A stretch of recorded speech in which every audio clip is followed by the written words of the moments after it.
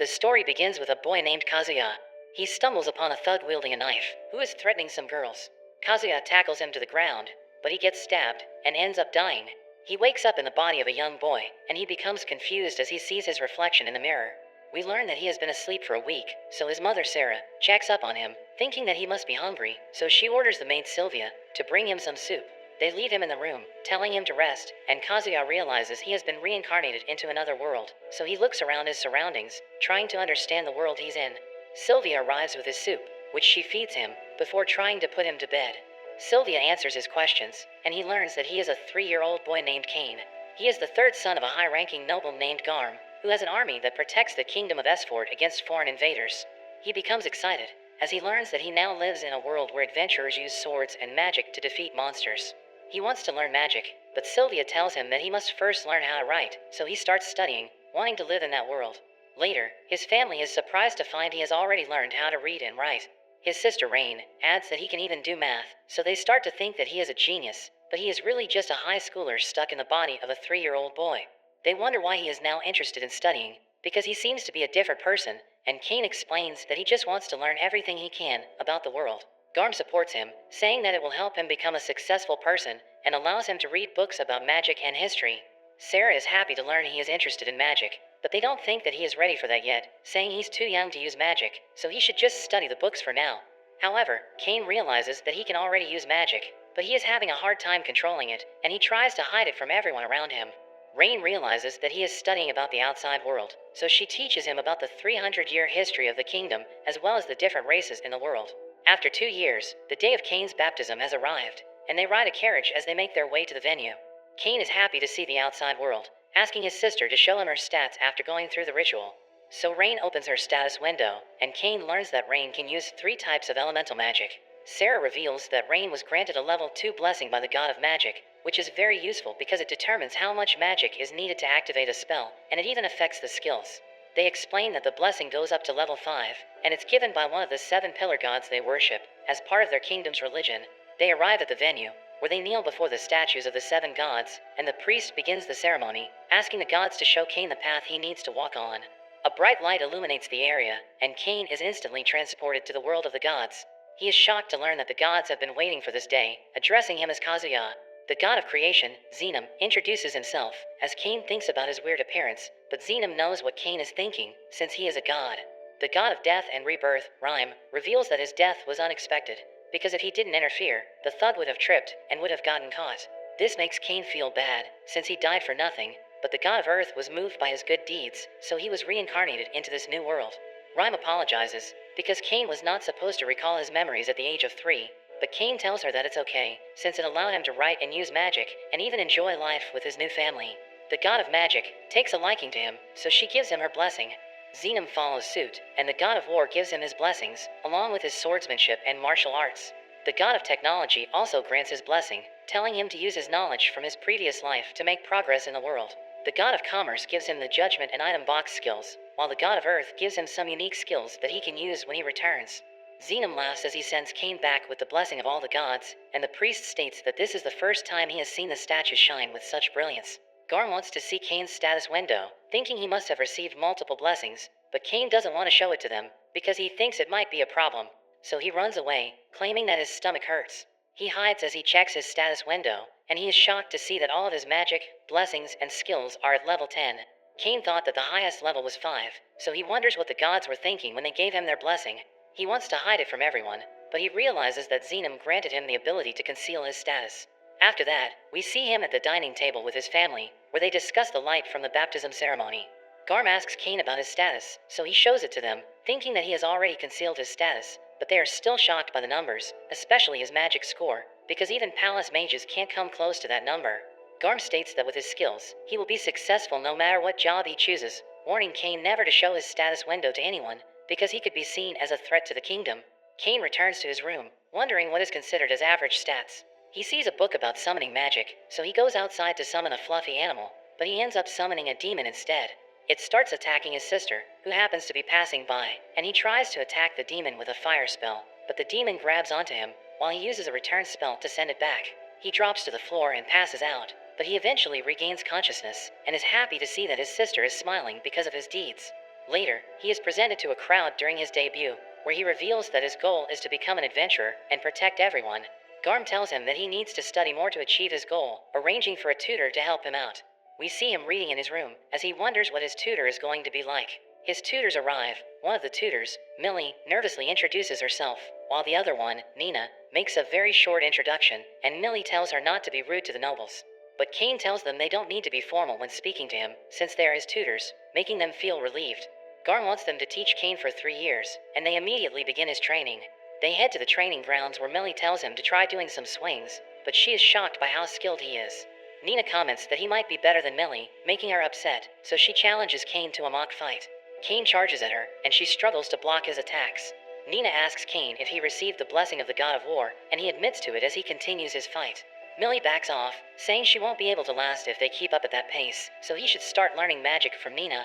Nina reveals that she has a level 3 blessing from the god of magic, wanting to start with teaching the basics, but Kane tells her that he already knows the basics, demonstrating some beginner-level magic to prove his point. However, Nina tells him that he just used enchanted magic, when it takes intense training just to shorten incantations, so she concludes that he is a genius. Millie points out that he even used all the elements, which Nina thinks is impossible, because there is no one in that world who can use all the elements that effectively. Kane admits that he also has the blessing from the god of magic, making his tutors impressed. His tutors are shocked when he offers them a towel from his item box. They realize that Kane is just too amazing, and they can no longer teach him within the mansion, because he could end up destroying the mansion with his powers. They go to Garm, explaining the situation as they ask for his permission to train Kane outside the mansion. The next day, they leave the mansion, and Nina instructs him to use an intermediate-level magic on a boulder, so he uses a fire spell, which makes the rock explode, blowing his tutors away, and leaving behind a huge crater. Nina tells him that the spell was way beyond intermediate, while Millie wonders why he still doesn't feel tired, making them realize that he has an insane amount of magic. A killer rabbit suddenly appears, charging toward Kane, but he dodges its attack and counters with wind magic. He stores its remains in his item box so that he can show his family when he gets back home. Millie wishes she had a magic bag, which functions like an item box, but it is too expensive for her to afford. Nina uses a search spell to look for more monsters to hunt, revealing the location of nearby creatures. Kane wants to learn the spell, so Nina gives him a brief explanation about it, and he tries it out, allowing him to detect nearby creatures, as well as the type of creatures that were discovered. They take out the creatures, but one monster retreats to the forest as Kane runs after it. Millie stops him, saying that the forest is full of strong monsters that attack the city every few decades, which explains why it is so heavily fortified. That evening, Kane realizes that he is already at level 8, because he has a skill that gives him 100 times experience, and he blames the gods for making him too overpowered. They go to the guild hall to look for a quest, but they come across a brawny guy who looks down on them for being D-rank adventurers, asking them if their quest is babysitting, since they are spending time with a kid. He orders Millie to pour him a drink, but Millie refuses, and Nina tells him that they are on duty. This makes him upset, so he grabs onto Nina while his companions restrain Millie. Kane slaps the man's hand, making him fall to the ground as he squirms in pain. The man tries to retaliate, but he is no match for Kane, so he draws out his sword, relentlessly attacking Kane, who easily dodges his attacks. Kane catches his sword using 2 fingers and throws him outside. His companions threaten to kill Millie, but Kane charges at them, tossing them outside as well.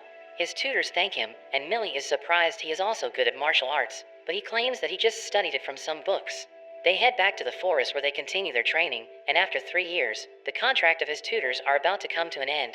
He wants to thank them for being good to him, and remembers that Millie wanted a magic bag, so he goes to the forest to look for the materials needed for the bag. He easily defeats the powerful monsters in the forest, but a guard sees the pillars of fire that he used, and thought that the monsters were preparing to attack the city again. The guard sounds the alarm, so Garm heads to the forest with his soldiers, but instead of seeing monsters, they encounter a huge crater. Kane completes the last part of his training, and he gives them the magic bags that he made.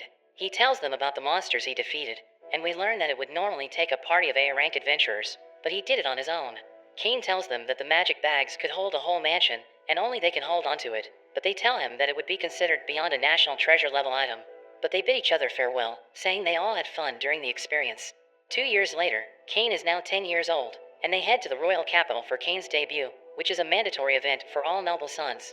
His father tells him that their journey will take 1 week if no monsters get in the way. Kane uses his search ability to detect any nearby threats, and tells his father that people are being attacked by monsters 3 kilometers ahead. Garm orders his men to pick up the pace, but Kane knows they won't make it in time to save the people. So he jumps out of the carriage, and uses a boost spell to run ahead. Meanwhile, the monsters are about to wipe out the people, and a soldier desperately tries to protect the royal carriage. A monster approaches the carriage, but Cain suddenly appears, killing the monsters with ease, and defeating the general with his fire sword. He checks up on everyone, introducing himself as the son of Garm, and using a healing spell to help the soldiers recover, but some of the soldiers didn't make it, so he stores their bodies in his item box. At that moment, Garm arrives, wanting to help, but he realizes that the fight is over. The door of the royal carriage opens, revealing two girls, Princess Telestia and Miss Silk, the Duke's daughter. They introduce themselves to the ladies, and the princess collapses from the stress. Cain casts a spell to help them relax, making their hearts lighter. The girls thank Cain for saving them, revealing that they saw him fight from their carriage window. They start fighting over him, and Silk asks him what brought him there, so he explains that they are going to the royal capital for his debut. The girls reveal that they will also be having their debuts, wanting Cain to travel with them. As they travel, he sits between the two girls in the royal carriage. He doesn't feel comfortable in his position, so he wants to move to another seat, but the girls won't let him go. They arrive at a town, where the girls want Cain to spend the night with them, because they feel safer around him. Garm asks for them to reconsider, since it would be inappropriate for boys and girls to share a room, but the girls tell him that they are still traumatized from the last attack, so they want Cain to protect them. Cain is pressured into sharing the room with them, but agrees under the condition that the room is huge. They go to their rooms, but Cain realizes that the beds are too close together. The girls want Cain to sleep in the middle, as they move the beds closer to each other. The girls get closer to him, claiming that they are scared, and Cain becomes too nervous to go to sleep. This goes on for a few nights, making Cain sleep deprived as they arrive at the royal capital. When they exit their carriage, they are greeted by the vice captain named Gazard, who thanks Cain for saving the girls and his men. Cain removes the remains of the fallen guards from his item box, wanting everyone to recognize they bravely fought against the orcs to protect the girls. Cain is about to leave, but Gazard grabs onto him, telling him that he will have an audience with the king. Gazard takes him to the king's hall, where he meets the king. He pays his respects, and the king tells everyone how he saved the carriage by defeating the group of orcs. The king acknowledges his heroic exploits, saying that the girls wouldn't have survived without him, so he makes Cain a baron, giving him his own mansion.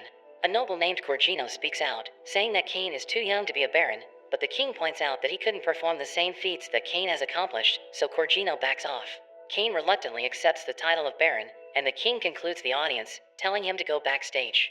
We see Cain in a room with his father, who comments that Cain is the first among his sons to be promoted. The king joins them, bowing to Cain as he thanks him for saving his daughter. Cain is not comfortable seeing them in such a position, asking them to raise their heads, but the king felt the need to thank Cain as a father. The king tells him that since he excels in both magic and the sword, and even has the blessing of the gods, the kingdom can't leave such a talented child to his own devices. That's why he is given the title of baron, even asking him to marry Princess Telestia, while the duke also wants him to marry his daughter. Cain is shocked, but the girls are happy, as the king explains that he will now be engaged to the two girls, because he has slept with both of them. But we learn that this was all part of their plan to keep Cain in the kingdom.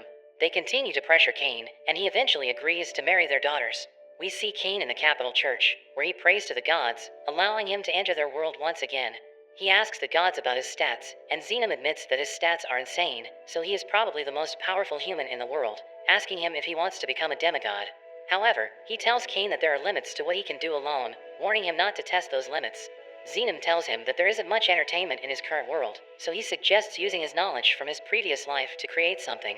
Cain thinks about bringing in an item that doesn't exist in that world, and Xenom agrees with his idea. Cain returns to the world, and he sees a cat girl named Parma, who tells him that she's under training at her uncle Tamani's shop. Cain visits the shop, commenting on the wide variety of goods that they have. He tells Tamani's about the item that he has in mind, drawing it out and explaining the details to him. Tamani's likes the concept, and he thinks that he could produce it at a very affordable price. Cain wants to see a prototype, giving him a gold coin to cover the expenses, and telling Tamani's that he can consider it as an upfront investment. Tamani's accepts the task, and he assures Cain that he will give it his best. After some time, Tamani's shows him the prototype. Cain thinks it looks great, playing a game with Parma to demonstrate how the game is played, and Tamani's gets excited, thinking that the game is sure to catch on. Cain suggests that they should use a different version for nobles, because he is certain that the nobles would want a fancier version. Cain wants him to mass-produce the product, giving him the funds needed to do so. Tamani's is shocked, bowing to Cain as he promises to do his very best. They take their sample to the altar, swearing to the god of commerce that they will uphold their end of the contract, causing the prototype to vanish as it is accepted. As a result, no one will be able to produce the same product for 3 years. Cain wants them to start selling the product in the next month, asking Tamani's to prepare an extravagant one for the royal family. After that, he makes his way home, and he is informed that the debut is about to begin, so he rushes to get ready and leaves with his parents. Garm knows that Cain will get a lot of attention because he recently became a baron, so he warns his son to watch out for parents who want to introduce their daughters to him. They arrive at the venue, where the royal family makes their appearance. The king gives a speech about the next generation, and Cain goes to the king with his family, and he presents the game that he developed with Tamanis. The king is interested, wanting to talk to him after the ceremony. Garm wasn't aware of the game's development, and Cain explains that he needs to find other sources of income to help him maintain the mansion. His parents leave, as they tell him to interact with the other children. Cain sits with Silk, who displays her interest in him as she starts teasing him, but Corgino's son Habit interrupts them, giving Silk a compliment and expecting her to reciprocate, but Silk just silently greets him. One of Habit's friends demands that Cain show his respect to Habit, so he gets up to greet Habit, introducing himself as Baron Cain, but they think he is just a son of a baron, so they start looking down on him. Habit thinks that Cain must be from a poor family, since he didn't even mention his last name, and he threatens to have his friends beat him up if he doesn't apologize for his rudeness. But Cain tells Habit that he is the one being rude, so they go outside, where Habit wants to fight him. Habit reveals that his friends have God's blessing, and they can even use magic. The first guy steps up, and he tries to show off, conjures a really weak fireball, which Cain easily dodges. The other one also tries to be flashy, but he just launches some weak rock projectiles. They are about to attack again, but Silk becomes annoyed, so she tells them that Cain is not the son of a baron, but he is the baron himself, telling them about his impressive feats. She orders them to bow since he outranks them, and they obey, begging for his forgiveness as they leave the scene. Silk realizes that Cain has a dark side, because he let the situation drag on to make things more interesting, even though he knew that the kids were mistaken. But she promises to keep it a secret from Telestia if Cain goes on a date with her. At that moment, Telestia arrives, wanting to know what happened, but Silk just tells her that they are going to go on a date. Telestia becomes jealous, so Cain tells her that he will also go on a date with her. The king interrupts them, summoning Cain for their meeting, where they play the game Cain developed. The king enjoys the game, wanting to keep it exclusively between them, but Cain reveals that it's going to be made available to the public. The Duke is also there, and they take the chance to remind him that his engagement with their daughters is a secret, telling him to be careful on his date. The next day, Cain is given the deed and key to his new mansion. He goes to check it out, but when he arrives, he finds it's completely run down. As he enters, the lights don't work, so he uses his magic to light the way. He checks out the rooms, but finds that everything is filthy and all the rooms are empty. But it doesn't bother him, as he uses his magic to instantly repair and clean the entire mansion. He fixes up all the rooms, and the mansion is as good as new. He gets a visitor, and it turns out to be his maid Sylvia, who is overjoyed to be working for him again, and he meets his new butler, who introduces himself as Colin. Sylvia is keen to get started right away, ordering the other maids to start cleaning, but they find that everything is completely spotless, and Cain admits to cleaning everything with his magic. Colin reminds him to go back to his family, and Cain remembers that his older brothers are coming home to visit. We meet his brothers, and they are impressed he received a mansion and became a baron so quickly. Rain wants to visit his mansion, but her brothers warn her it could be haunted, since the mansion is so run down. But Cain assures her that it will be okay. They go to visit his mansion, and they are shocked because it's not run down at all. His father finds it strange, because the mansion was falling apart the last time he visited, but he realizes it must have been Cain's doing. They are impressed with all the rooms, but his father says that it's missing some art. Cain wonders why he needs art, and Garm explains that nobles are very fond of it, decorating their mansions with things like paintings, armors, and even mounted monsters. Hearing this, Cain decides to put one of his monsters up. Sylvia suddenly screams, and they wonder what is going on. The maids are shocked, as they see an enormous red dragon, and Cain realizes he forgot to tell them about it. His father demands an explanation, and Cain says it's just a monster that he defeated.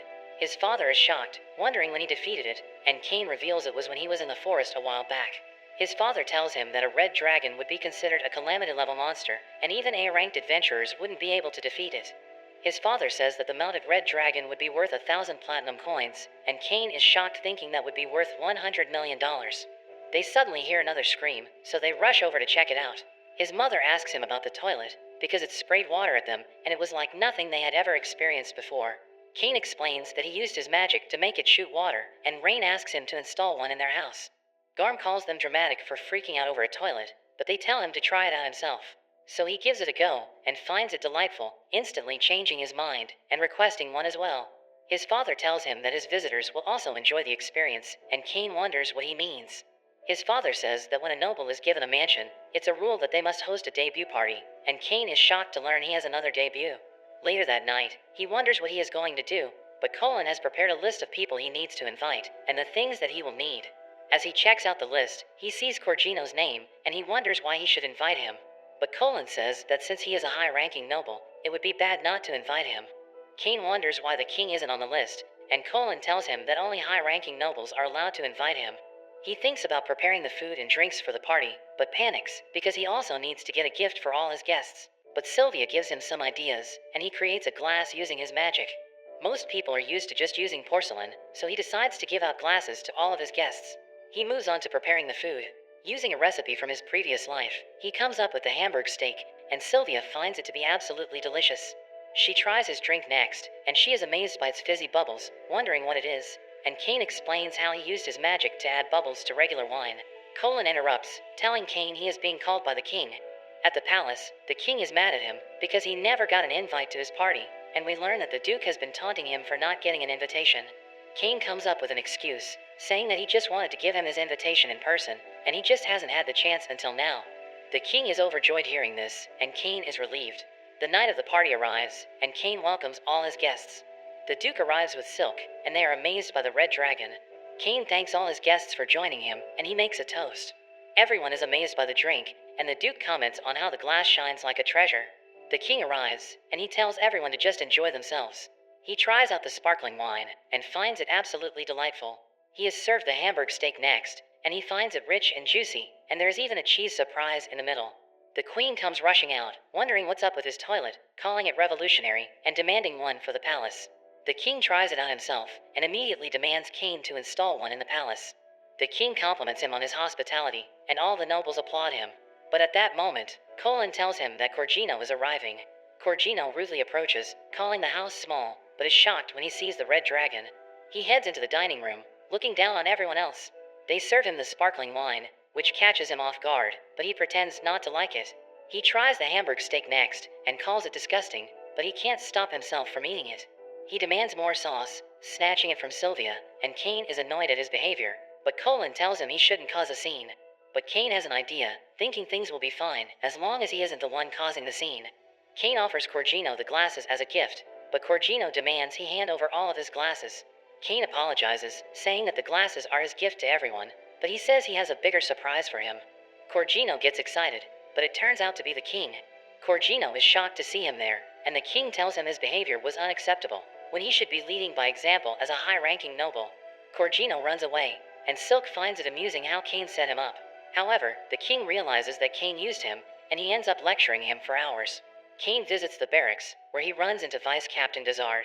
He explains that he was told he could leave his monster materials there, so Dazard takes him to a warehouse where he can leave the materials. However, Kane says the room isn't big enough, and Dazard thinks he must have something big, like the red dragon at his mansion. But Kane says it's nothing as impressive, saying it's just an earth dragon. But Dazard is just as shocked, saying that it would take a whole party of A-rank adventurers just to take one out. They head out into the courtyard, and Kane takes out all of the monsters from his item box. Dazard can't believe how many monsters there are, but these are really just his A-rank monsters, and he secretly still has S-rank monsters in his box, after the gods just gave him too much power. Dazard wonders if Kane is a hero, or a disciple of the gods, but Kane just says he's an ordinary boy, and Dazard decides not to ask too many questions. He tells Kane it will take a while to appraise all the monsters, and Kane says he can come back whenever they are ready. As he goes to leave, Dazard stops him, asking him to help train the knights, and says that he wants to show him off to his captain. Dazard introduces Kane to the knights, as the hero who defeated 30 orcs to save the princess. Kane wonders where the captain is, and Dazard says the captain will probably arrive as soon as the mock battles begin. Kane imagines the captain as a scary monster, but Dazard tells him not to worry. He decides to start the mock battle, but one of the knights speaks out, feeling bad because Kane is just a child, so Dazard tells the knight to go first. The knight gives Kane the first move for free, telling him to show him what he can do. Kane uses his boost spell, dashing at him, and instantly disarming the knight. The knight immediately admits defeat, and Kane thinks he overdid it. He tries to end things, but Dazard grabs onto him, telling him to take on all the knights at once. But the fight is stopped, as the captain Tafana jumps onto the scene. She wonders why her knights are picking on a child, hugging Kane, and telling him that everything is going to be okay, thinking he is just a lost child who wandered in. She demands an explanation from Dazard, and he explains that Kane is actually the hero who defeated 30 orcs. Hearing this, Tafana's expression immediately changes, as she becomes excited to meet him, and she challenges him to a duel. Gazard tells her to introduce herself first, but she says they will get to know each other with their swords. The knights think that even Cain doesn't stand a chance, because Tefana has the title of Master Swordsman. They prepare to fight, but Cain says he only has a wooden sword, but Tefana attacks him anyway. She uses her boost skill, charging at Cain, and the two exchange blows. The knights are shocked to see Cain keeping up with the captain. The two seem evenly matched, but Cain boosts his speed even more, getting behind the captain and winning the duel. Tefana becomes emotional with the result, and immediately decides that she will marry him. Everyone is shocked, and Cain says it's too soon since he is only 10 years old, and he doesn't even know anything about her. So Tefana introduces herself. Besides being the captain of the Royal Knights, she is an honorary viscount and daughter of a duke from the northern forest. She tells him not to worry about age, since she is an elf, who will live at least 300 years, so her looks won't change for a long time, but Cain thinks that was not the problem. Cain hides behind Gazard, saying that marriage is a big decision, and they can't just decide things on their own so easily, especially since he is already engaged to Telestia and Silk. He cries for Gazard's help, but he just pretends to be sleeping. Tefana agrees that they can't decide things on their own, so she tells Gazard to arrange an audience with the king. But Cain thinks that telling the king would be a terrible idea, but he has no choice, and gets dragged along with them. They have a meeting with the king, who wonders why Cain has come to visit. Tefana announces that she wants to marry Cain, and the king asks what happened. Cain explains that he beat Tefana in a duel, and that was what led to her proposing to him. The king asks him if he has told her about his other engagements, but Cain says he wasn't able to, since it's meant to be a secret. The king explains that elves used to be kidnapped and enslaved for their beauty, but their first king changed things and made peace with the elves. The elf nation was taken in and put under the protection of the kingdom, and he reveals that Tefana is essentially their princess. The king tells Tefana that Cain is already engaged to Telestia and Silk. She seems disappointed to learn this, but as he starts to apologize, Tefana says that it only makes her want him even more. The king acknowledges her feelings, but tells her she needs to write a letter to her father to get his permission. Tefana leaves to write her letter, but drags Cain away so they can fight some more. After they leave, the king is surprised Cain was able to beat Tefana, and he wonders how he could be so strong at such a young age. Gazard mentions Cain's reaction when he asked if he was a disciple of the gods, and the prime minister thinks they should test him by using a certain book. A few days later, Cain is exhausted, and he runs into Gazard again, who asks him why he looks so tired. Cain explains that Tefana has been forcing him on countless dates, which are really just the two of them fighting. Gazard thanks him for helping Tefana get stronger, and Cain reveals he has also gained the Master Swordsman title.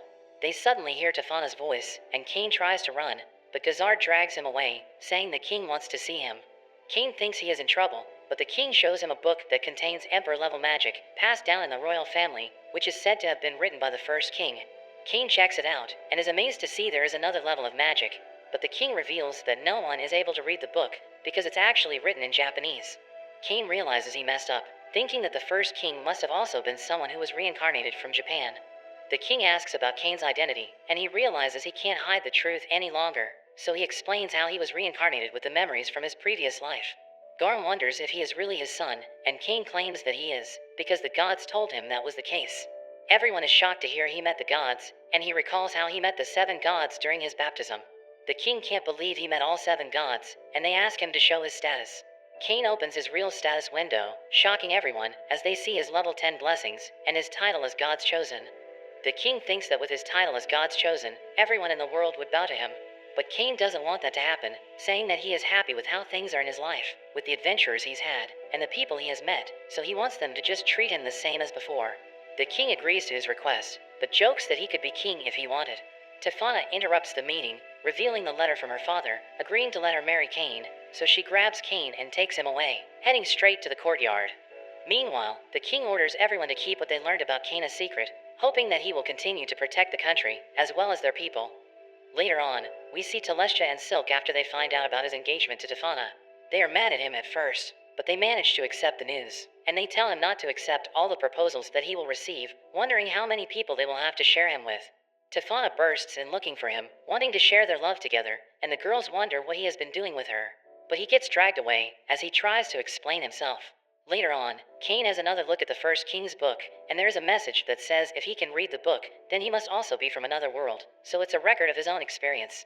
The king is introduced as Yuya Esford, a man who also died in an accident, but he was summoned to the world in his original body. Cain is suddenly interrupted, as Telestia and Silk wonder what he is up to. They think he must be studying for the academy entrance exams, and they ask to study with him. But he tells them he is too busy, so they ask him about the following day, but he says that is even worse for him, and he quickly runs away. However, he ends up running into Tefana, who asks him to fight with her the next day, but he apologizes to her and runs away from her as well. The next day, it turns out to be his 12th birthday, and he is finally old enough to register as an adventurer, so he heads straight for the guild. He looks around the place, and he is impressed by the capital's guild. He runs into an adventurer, who can tell it's his first time, so he reminds him to stay safe, because he only has one life. As he walks off, Kane gets a feeling he has seen him before. He goes up to the counter, and the clerk introduces herself as Tia. Kane asks to register as an adventurer, and she tells him to fill out a form. As he fills it out, he wonders if he should mention he is a baron, but he decides to leave it out, thinking it shouldn't make a difference. After filling it out, Tia tells him to put a drop of his blood on the crystal, so he can register for his guild card. She tells him he starts off in G rank, and he thinks about his tutors, who mentioned that they were in D rank. As Tia is explaining things to him, some adventurers interrupt, telling her to stop wasting her time with a kid. The man tells Kane to go home to his mother, trying to kick him, but Kane easily dodges. His friend tries to attack as well, but Kane avoids him as well. He makes a fool of them, and the man prepares to draw his sword. But things are stopped, as the red-haired adventurer from earlier appears, and the man recognizes him as Claude, from the Ice Flame party. Claude asks if he wants to fight, and the men run off instead. Kane thanks Claude for his help, and Claude can tell he is strong, seeing the way he avoided the attacks from the men. They have a drink together, and Kane gets juice since he is still a kid. Claude is interested in how he is so strong at such an age, and Kane tells him he was tutored when he was younger.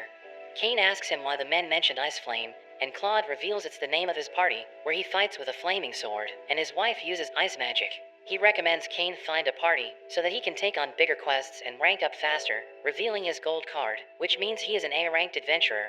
Kane is impressed seeing the card, but Claude says there's room to improve, mentioning that the first king was triple S ranked, and his card was supposedly black. Claude suddenly gets hit, as his wife Lena suddenly appears. She wonders why he is drinking, and Kane introduces himself, saying that Claude saved him. She finds him cute, even offering to help him if he gets into any more trouble, but she drags Claude away, saying they need to get on with their quest. Kane checks out the quest board, and sees one for transporting cargo. He thinks it would be easy with his item box, but he decides he wants a quest that involves defeating monsters. He finds a quest to defeat goblins, and there is no limit to how many he can defeat, so he thinks it's the perfect first quest for him. But he suddenly runs into Tefana, and Desart explains they are headed out to do some training with the knights. Tefana wonders what he is up to, and Kane says he is about to go on his first quest as an adventurer. Tefana decides to go with him, saying she can't miss her husband's first adventure, and she leads the training exercise up to Gazard. Kane tries to run, but Tefana grabs him and drags him off. They head into the forest, and Tefana enjoys her time with him, dragging him along and wondering where the goblins are at. Kane uses his search skill, detecting the goblins up ahead, and they see a man surrounded by goblins. They quickly rush to the man, and Kane heals him with his magic. Tefana rushes at the goblins, easily cutting them down, but there are more goblins that appear. Kane uses his magic to boost her strength, and she feels as though they are fighting as one. She easily cuts them all down, but there is a giant goblin that appears. But thanks to Kane's magic, it's no match for her, and she cuts it in half. She starts dreaming about their wedding, asking Kane to praise her, but there are suddenly green lizards that appear. Kane tells her to get away with the man, telling her to leave them to him. He uses his light spell to blind them, and then follows up with his ice pillar.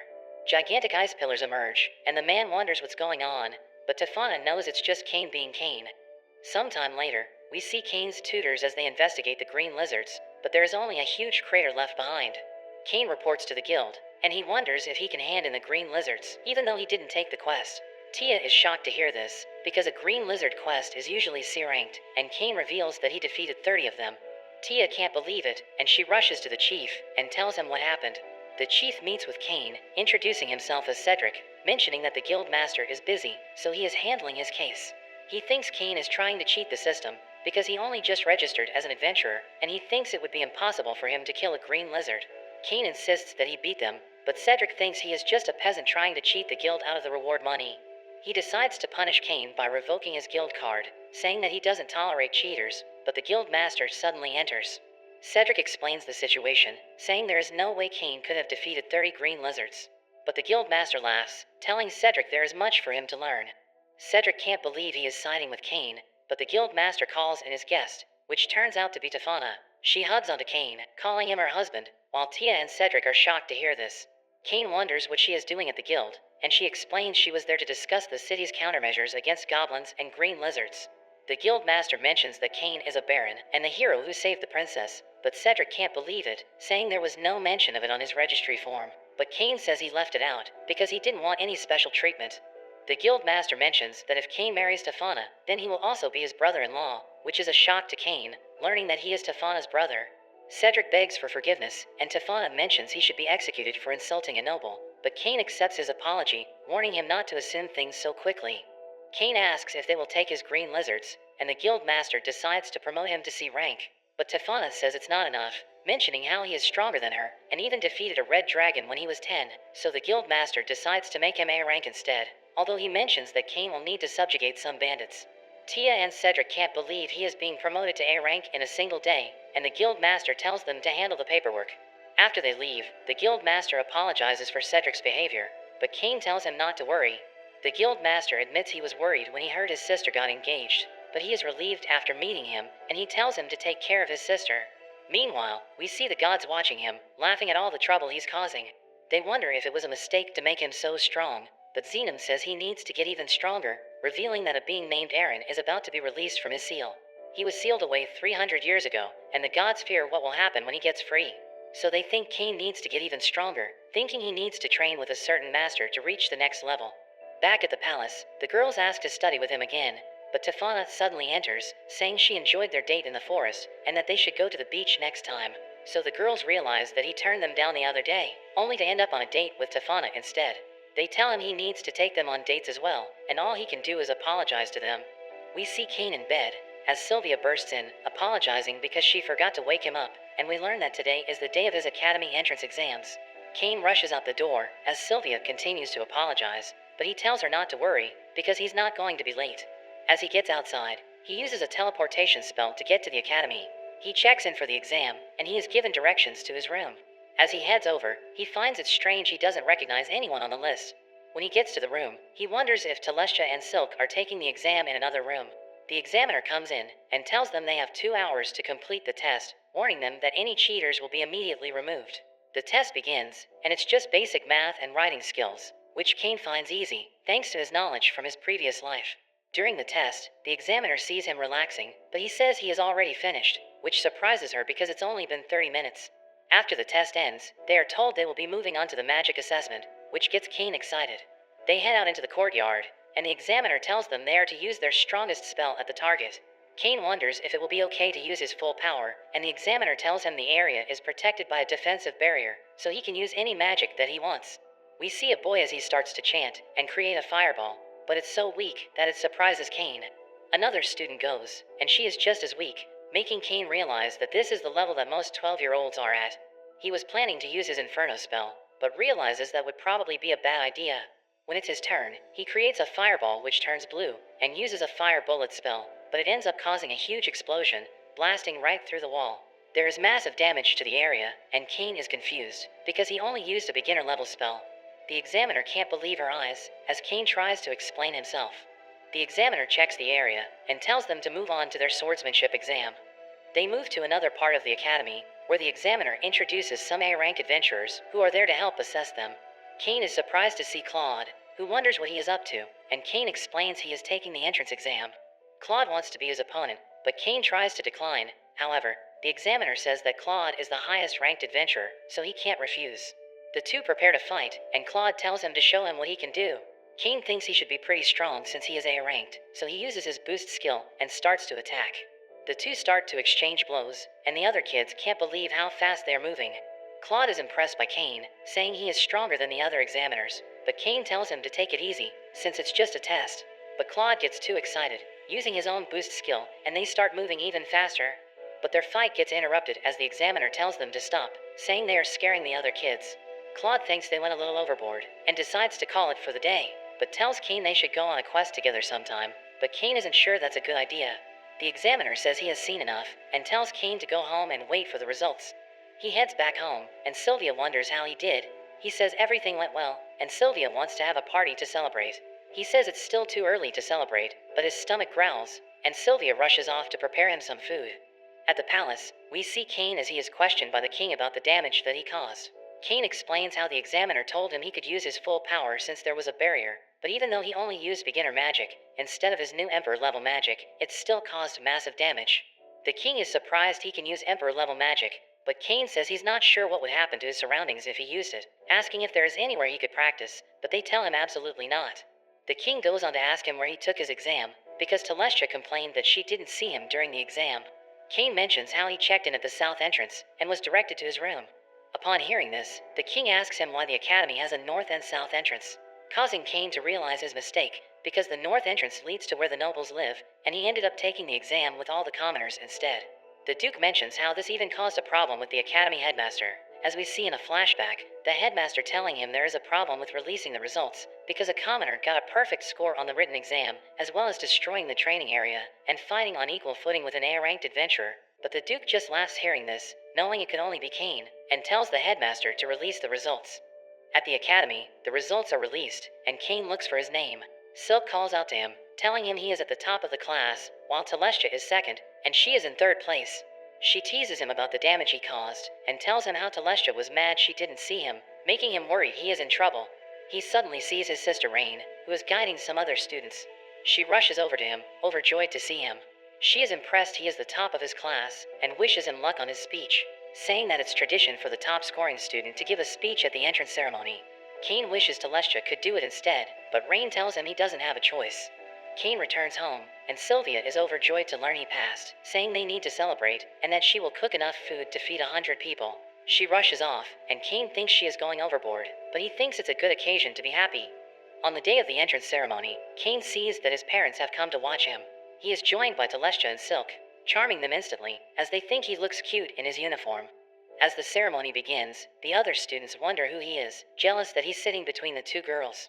The headmaster calls Kane up to give his speech, and he introduces himself, mentioning how he got his exam mixed up, but looks forward to becoming friends with everyone, hoping they can all get along, and all the students cheer for him. The king comes out to congratulate all the students, mentioning certain irregular students, and Kane feels like he is being warned by the king. They get to their first class, and their homeroom teacher introduces herself as Elka. She tells them to think about their future and choose what they plan on studying. Kane wants to go for adventuring, but the girls object. Telestia says that since he is already a baron, he needs to learn more about being a noble. Kane gets upset, but Silk tells him he can choose more than one course. So Kane decides to go with nobility, adventuring, and magic. He asks what they are going to choose, and Telestia says she will pick nobility and internal affairs. Kane wonders why she is picking internal affairs, but she mentions how she wants to help him manage his domain in the future. Silk decides on nobility and commerce, wanting to also be useful to him in the future. As they leave their class, Kane sees some bullies picking on a girl. He notices her ear, and realizes it's Parma from the item shop. The bullies turn out to be Habit and his boys, and they bully her for being a beast, saying she doesn't belong in their class, since they are all nobles. But Kane steps in, saying nobles and commoners are equals at the school. Habit doesn't care, but soon realizes he is talking to Kane, remembering their past encounter. The boys wonder why he is siding with a commoner, when he is a noble himself, but Kane says he is just siding with his friend. Habit threatens to tell his father to ruin Parma's family, but the girls approach, causing the boys to get on their knees and apologize. They are forced to apologize to Parma, and they quickly get away.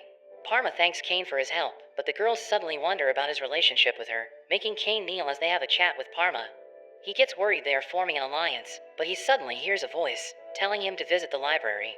Kane decides to check it out, but as he opens the door, it leads to another space, and he is teleported to a room where he meets a man, who asks him if he wants some coffee.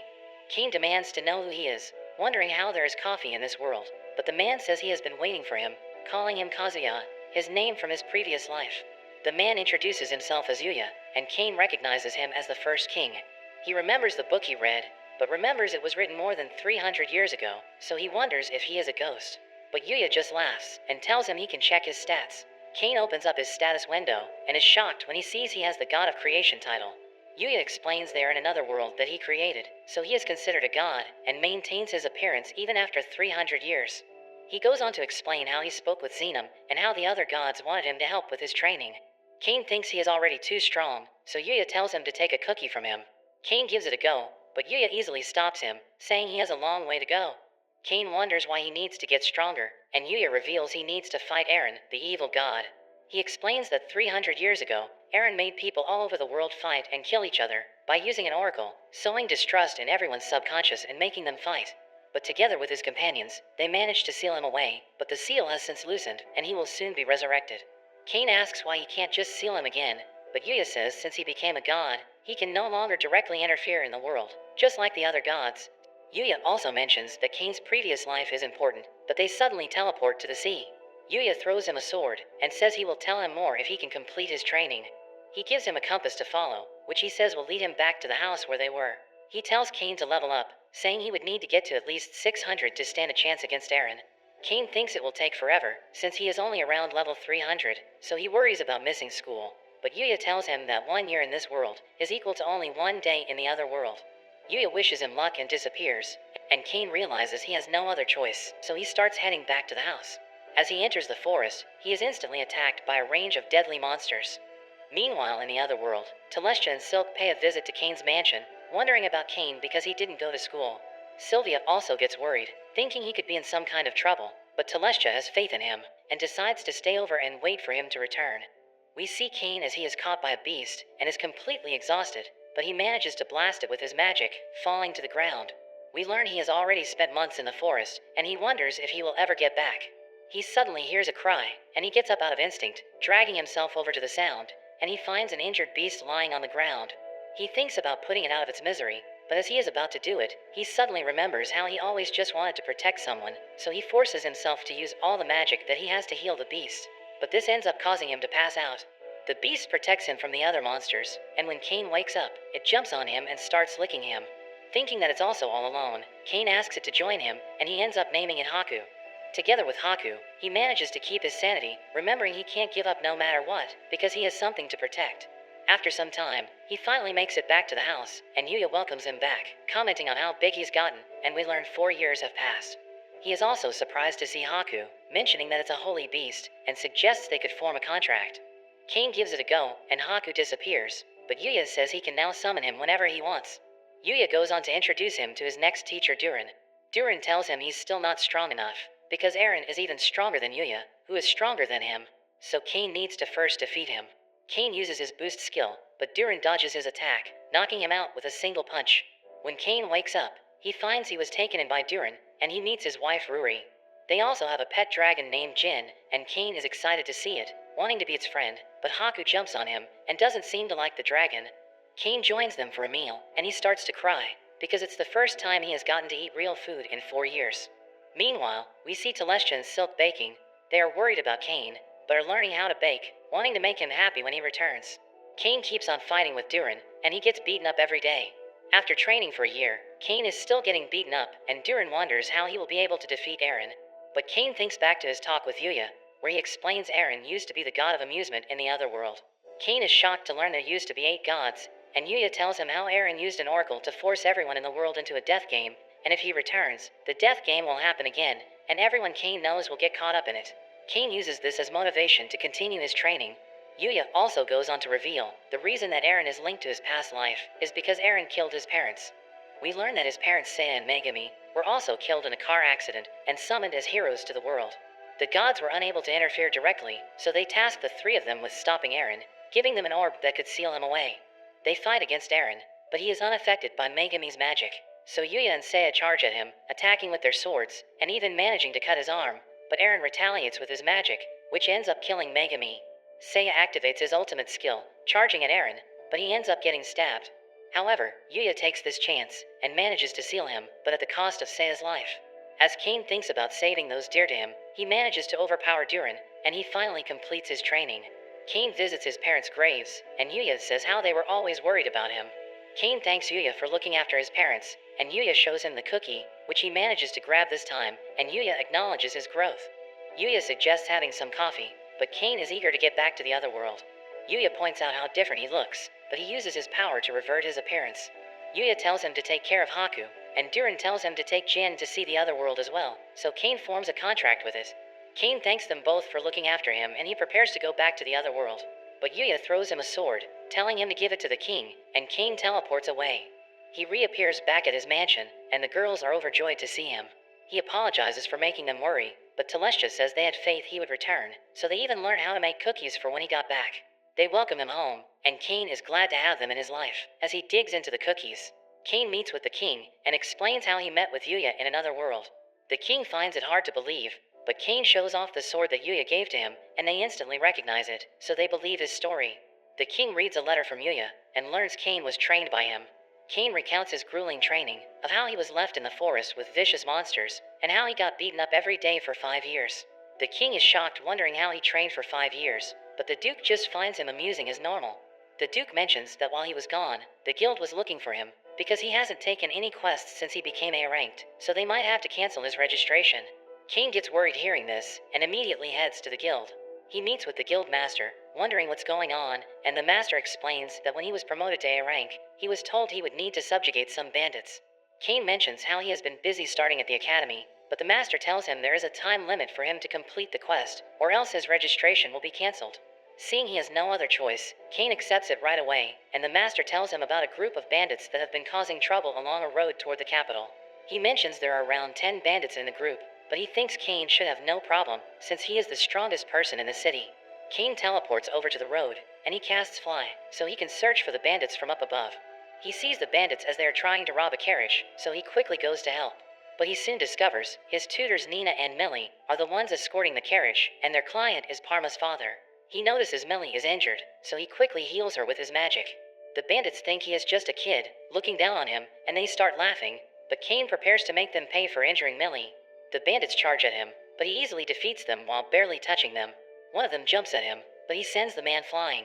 He goes on to take the rest of them out, and he comments on how hard it is to hold back his strength, but the girls think he is too strong. All the bandits are caught, and Millie wonders why he suddenly showed up. He explains how he was just on a subjugation quest, but the girls are shocked hearing this, because subjugation quests are only for C-ranked adventurers and higher, and he should have only just registered. Kane reveals how he is already A-ranked, and the girls can't believe he skipped right past the C and B ranks. The bandits end up getting taken back to town in a cage, and the group goes to Tamani's item shop to drop off Parma's father. Parma comes out to see her father, and she is happy to see Kane. She is surprised to see the bandits, and she thinks how it's their day off school, but he is still working so hard. She thinks he would also be busy as a baron, and Millie is surprised by his promotion, wondering if she should be more formal towards him, but Kane tells them he will always see them as his master, and they can just keep calling him by his name. Millie thinks he has grown so much, thinking he seems like an adult now, but Kane slips away, saying he needs to get back to report to the guild, as he runs off, but the girls chase after him. Kane goes to turn in his quest, and Tia is surprised he is already finished. She is about to go tell the guildmaster, but some adventurers start harassing the two girls. The girls try to ignore them, and the man tries to grab Millie, but he gets stopped by Kane. The men realize who he is, remembering their past encounter, and they become terrified, falling to the ground. Claude appears, wondering what's the commotion, and Kane is happy to see him. The thugs run away, and Claude is surprised to see him with Millie, revealing she is actually his younger sister. Kane can't believe the coincidence, and the group has some drinks together. Claude wonders what they were doing together, and Millie explains how Kane saved them and easily took out all the bandits, mentioning how he is already A-ranked. Claude is surprised hearing this, thinking it's only been a few days since he registered, but remembers how Kane was able to keep up with him during their mock fight. Millie wonders how he got so strong, causing Kane to panic, because he can't tell them how he was trained by the gods. But Millie remembers how he took out a red dragon, even as a kid, so she just thinks he has always been this strong. Claude is impressed, thinking red dragons are SS ranked, and the girls also show off the magic bags that Kane made for them. Lena demands to know how much they can hold, and Millie says she doesn't really know, since she has never been able to fill it, but mentions how Kane told them it could fit an entire mansion, and Lena gets jealous, thinking they are national treasure class items. She pesters Kane for one as well, and he ends up promising to make one for her. As she thanks him, she actually falls asleep, and Claude reveals she can't hold her liquor very well. Kane suddenly thinks about how he missed school for an entire week, so he needs to make sure he doesn't miss any more classes. Claude wonders why he is going to school when he is already a baron, but Kane says there's still a lot he doesn't know. Nina thinks he is a good kid, offering him a hug, but Kane quickly runs off. At that moment, Tia appears, mentioning the adventurer who was meant to teach at the academy got injured, and Claude becomes interested, wanting to help Kane out. The next day at the academy, Kane attends his magic class, where they are practicing their spells on the targets. Kane gets excited, wanting to try out the new spells that he learned from Yuya, but the teacher calls him out, telling him he isn't allowed to use any attacking spells, because even when he used beginner magic last time, he ended up destroying the academy's barrier. Kane can't believe it, and his friends watch on, thinking he doesn't fit in with the rest of his class. so they come up with a plan to give him a hand. In Kane's adventuring class, the teacher tells him their instructor got injured, so he introduces Claude and the others as guest instructors for the class. The students recognize Claude and Lena, and Claude begins by asking all the students to take out their guild cards. We see all the students have bronze cards, since they are all newly registered. Claude wants Kane to show off his gold card, but Kane thinks it's a bad idea, thinking it would only make him more isolated from the other students, so he pretends he forgot his card. The class moves outdoors, and Claude starts training the students one by one. Kane gets excited, thinking he will finally be able to show what he can do, but Claude keeps fighting the other students instead. Kane gets ignored and isolated, but this is all part of Claude's plan. They want to first show how strong they are to the other students, and when Kane is able to keep up with him, the other students will be impressed by his strength, and he will become the hero of the class. Kane gets anxious waiting, but another student tells him to get in line. Claude beats up all the other students, and Kane is the last one to go. They start to fight, but the bell rings, and their teacher tells them time is up. Kane is disappointed he didn't get to fight, but Claude apologizes for messing up the time. Claude promises to fight him next time, but Kane's teacher mentions how the school doesn't have the budget to invite Claude again, since a lot of their money was spent repairing the wall and barrier that he destroyed. All the students thank them for the training, but Kane is left devastated that he didn't get a turn. At night, Kane gets pissed off thinking about Claude, and he goes on a rampage throughout the forest. He comes across a dragon, but he easily takes it out with a single slash, and he rains fire down into the forest, causing a huge explosion, and the guards report that they must be getting attacked by the Prince of Darkness. They sound the alarm, and we see Garm rushing out to investigate it. Kane calms down after blowing off some steam, and he teleports home, leaving behind his handkerchief, and when his father arrives, he only finds an enormous hole, and he is shocked seeing the handkerchief. The next day, Kane is called by the king, who tells him about what his father found. They suggest it's the work of the Prince of Darkness, thinking they need to contact other countries to prepare, but Kane comes clean, admitting that it was him. The king reprimands him, and when he gets home, his father also lectures him. Meanwhile, in a distant cave, we see a fragment of Eren as it gets picked up by a goblin and then swallowed by a dragon. The dragon becomes possessed, and Eren takes over it, realizing that the seal on him has weakened, and he has regained some of his power, swearing to get his revenge on the other gods. At the academy, Kane's class is learning about summoning magic. The teacher calls him out, and he thinks he is being told to study by himself, but she tells him that since they are not practicing attack magic, he is allowed to participate. Kane gets excited, and their teacher introduces their instructor Grat, a mage from the palace. Grat explains there are two types of summoning magic. The first is when you establish a bond with a monster and form a contract with it, and the second way is to summon a monster from a magic circle. Grat tells them they will be practicing the magic circle summoning, and he hands out talismans to them. The students start summoning all kinds of different creatures, trying to form contracts with them. One student manages to summon a giant beast, but it refuses to form a contract and disappears. Grat explains he didn't have enough magic power to make the monster submit, but compliments the boy for being able to summon such a monster in the first place. After all the other students are finished, Grat tells Kane it's his turn. Kane gets ready to put all his magic into the circle, but he worries about summoning a crazy monster like he did when he was young. However, Grat tells him not to worry, saying the monster will just disappear if he can't form a contract, so he tells Kane to give it all he's got. Kane gets excited, putting all of his magic into the circle, but Grat starts to panic, because there's just too much magic, and even Kane is blown away. A demon appears, and it wonders how a human managed to summon him, the Prince of Darkness. Kane panics hearing this, and quickly casts Flash to blind everyone else. Kane wonders if the demon is an ally of Eren, and the demon looks down on him since he is human. It uses his ability to check out Kane's status, and he starts to approach Kane. Kane prepares for a fight, but it immediately submits to him, after seeing how strong he is, and offers to become his underling. Kane is surprised, and the demon says he is happy to form a contract with him, saying he would do anything for him, even if it was to destroy an entire nation, but Kane says he wouldn't ask for something like that. The demon introduces himself as Seth, the Prince of Darkness, and he tells Kane he can summon him whenever he wants. The demon disappears, and Grat asks about the demon that showed up, but Kane claims he wasn't able to form a contract with it, and it just disappeared. Grat buys his story, and Kane is relieved he managed to cover it up, but Grat ends up reporting the incident to the king. The king interrogates Kane, and he is forced to admit he summoned the Prince of Darkness, which causes them all to freak out, because if it decided to go on a rampage, it could destroy the capital in a blink of an eye. Kane apologizes, saying all he did was put his magic into the circle. Grat wonders just how much magic he has to be able to summon the Prince of Darkness, and the king thinks it must have been because of the training he received from the first king. He asks to see Kane's status, and he warns Grat not to speak of anything that he sees. Kane opens his status window, and they are shocked to see he now has the title of demigod, and his status has become immeasurable. The king wonders what the heck is going on, and Grat bows down to him, calling him a god. The duke thinks they should start calling him master, and the king worries he has the power to destroy the entire world. But Cain says he has no intention of doing anything like that, telling them to just treat him as they normally would. The king decides to promote him to a viscount, giving him an entire town, and decides to publicly announce his engagement to the princess. Back at his house, Sylvia congratulates him on his promotion, wondering which area he will be given, and he mentions it should be a town near the capital.